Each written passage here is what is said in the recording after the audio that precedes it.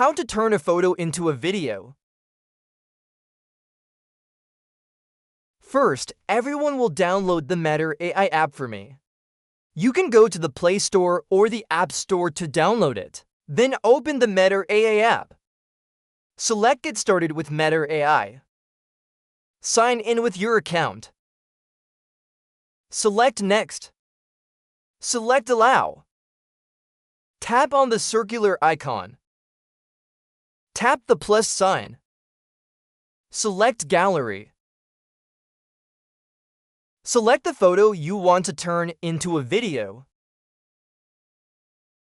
Then tap the arrow icon. Tap on the photo.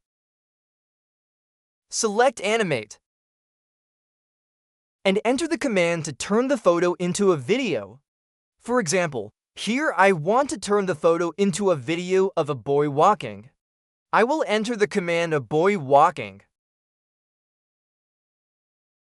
Then I select the arrow. After it's done, the photo will successfully turn into a video according to our command.